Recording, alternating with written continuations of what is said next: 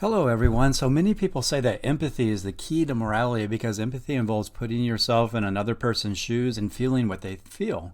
But think about it. If I felt the same level of empathy for every single person on earth that I feel for my own family, then I would be overwhelmed. I'd be crying all the time. I would be in grief all the time, weighed down by the endless suffering and death happening around the world at every moment.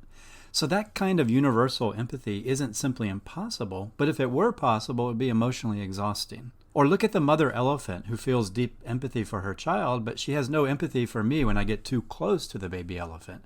She will kill me because empathy extends only to those you perceive to be in your group, and that's the darker side of empathy. While it creates deep concern for those within your group, there's something in the nature and neurochemistry of empathy that also fosters indifference, hate, and hostility towards those outside of your group, those in the outgroup. So empathy is, in other words, the foundation of mafia morality, not a universal morality. And so in this video, we're going to take a closer look at empathy. We'll draw on the insights from philosophy, psychology, and evolutionary biology to explore why empathy can be dangerous, even inhumane, and why it should not be the foundation for morality. We'll come to better understand why some people are, quote-unquote, against empathy. That's the title of a book by Paul Bloom, by the way. Okay, so the first problem with relying too much on empathy for morality is that empathy is parochial instead of impartial and universal. When I say parochial, I mean that empathy tends to be partial. It's stronger for people close to us, family, friends, our in-group, and it's much weaker or non-existent for people far away, for strangers, or for those in the out-group. Now, by contrast, something that's impartial and universal would apply equally to everyone, regardless of closeness, family, culture, and identity. So the abstract theory of human rights is impartial and universal. So if empathy is the basis of your morality, then you basically have a mafia morality because you care about your own, but not the outgroup. Now, evolutionarily, this makes sense. Mammals evolved to care intensely for their own offspring and their close kin, but that same empathy often comes with hostility towards outsiders. Think again of the elephant who fiercely protects her baby. She shows immense empathy for her own, but may trample anyone who gets too close. So the elephant has evolved to be a creature that passes on elephant genes, not the genes of the strange human getting a bit too close. Now, just in passing, know that the academic literature on this topic has been outlining this for a long time. For example, neuroscientist Tanya Singer's research demonstrates that brain activity linked to empathy is much stronger for in-groups than out-groups. From an evolutionary perspective, primatologist Frans de Waal in The Age of Empathy highlights that while empathy is deeply rooted in our biology, it remains strongly parochial. It just favors kin, family, close allies. Paul Bloom's book, Against Empathy, outlines further studies and arguments showing this parochial and even cruel nature of empathy.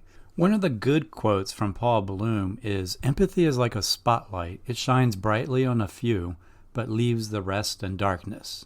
Mafia morality. So the first key takeaway is this. Empathy is not the universal moral compass that we might hope for. It's narrow, selective. It's biased towards our own group. While that makes sense from an evolutionary standpoint, it also shows why basing morality solely on empathy can be dangerous. If we want a moral framework that treats everyone fairly, we'll need to look beyond empathy and toward principles and sentiments that are truly impartial and universal. Okay, let me introduce some studies that really emphasize this second point that might be a little vague in your mind. And the second point is that empathy is cruel. It has cruelty built into the neurochemistry of it, the cognitive structure of empathy, and the evolutionary history of empathy has cruelty built into it.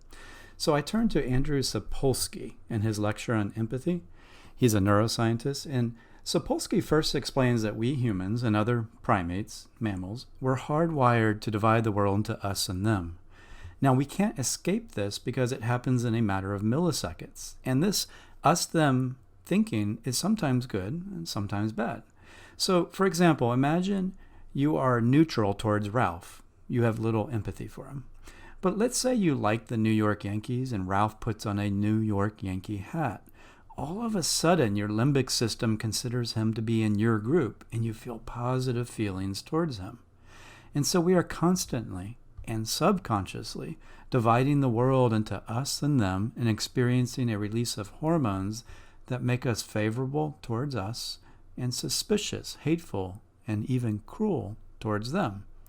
And it's easy to manipulate who you feel empathy for. Just put on a New York Yankees hat, now a MAGA hat, now a Biden hat, now a cross, now a veil, and so on. Okay, so now that we have this sense for this us-them mentality, let's look at oxytocin, which is a hormone that builds on this us-them mentality and is strongly linked to empathy and bonding. For example, mothers produce high levels of oxytocin, which helps them read their baby's emotions, show love towards them, and just strengthen the mother-child bond. So at first, it seems like we could all benefit if we were given a snort of oxytocin each day. We would be all like loving mothers. But there's a problem. Oxytocin also increases in-group favoritism and out-group hostility. In other words, it can make people kinder to those like us while crappier towards those not like us. So to help us see this point, Sapolsky cites a study from the Netherlands that uses the classic bridge version of the trolley dilemma. Now, test subjects were asked whether they would push one person into the tracks to save 5 others. And the test subjects were Dutch. They were from the Netherlands. And they were given scenarios in which they would push a Dutch man named Dirk, a German man named Otto, or a Muslim man named Mahmoud. The idea is that Dirk is in their group, while Otto and Mahmoud are in the out group. Now, in the first iterations, there was no discrepancy. So the Dutch test subjects would equally push all 3 or equally not push any. However, when the Dutch test subjects were given a puff of oxytocin, then things changed. When the person had a Dutch name like Dirk, test subjects given oxytocin were much less likely to sacrifice him. But if the person had a German name, Otto, or a Muslim name, Mahmoud, those same participants were more likely to push him onto the tracks.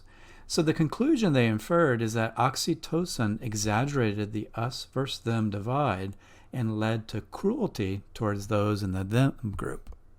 So oxytocin does that, leads to cruelty towards those in the them group. This experiment, then, it seems to show that the same biological mechanisms that foster empathy within a group also fuel prejudice and aggression towards outsiders. Empathy, then, is not automatically a moral force. It can just as easily reinforce division and cruelty. Empathy has love, but also hate built into it. So this is why you sometimes hear kind and intelligent people or scholars arguing against empathy. So to summarize, we've explored some problems with empathy. The first is that if I felt empathy for everyone like I do for my family, I'd be crying and in grief all the time. So it's just not possible to feel empathy towards all, to love everyone in that way. And the research, too, supports the view that empathy is necessarily parochial, as if it evolved in humans living in small groups for most of their history. Now, another problem is empathy relies on an us-them mentality, and while it does support pro-social behaviors for the in-group, it simultaneously and inevitably supports crappy feelings towards the out-group. Now, to move forward, let me add another problem here that overlaps with the first two. Empathy undermines fairness. Because empathy is selective and emotionally charged, it often skews moral judgment. So studies show that people are more likely to donate to a single identifiable victim than to thousands in need, even though reason tells us the thousands matter more. This is why charities may show you Sally, poor old Sally, and ask you to sponsor her instead of asking you to donate to a general fund. Empathy pushes us towards dramatic, emotionally salient cases rather than fair and consistent principles. Okay, that's another criticism. Now that we see some of the problems with basing morality on empathy, now that we understand why kind and intelligent people might be against empathy, what are the alternatives? Give me some good news. Well, some philosophers in history try to base morality on reason. So Immanuel Kant is one who tries to base morality on the universalizing activity of pure reason. And there are many other approaches that try to compensate for the parochial nature of empathy. For example, more recently, a thinker like Paul Bloom says that both reason and compassion are needed. So not empathy, but something he calls compassion. So I refer you to his book, Against Empathy, if you're interested in understanding how compassion is different from empathy and why reason is necessary. So again, many philosophers have addressed this type of issue throughout history, and psychologists are now addressing it, and evolutionary biologists. But I think I've said enough at this point to help anyone see why kind and intelligent people might be against empathy, especially empathy as the foundation of morality or human rights. Thank you.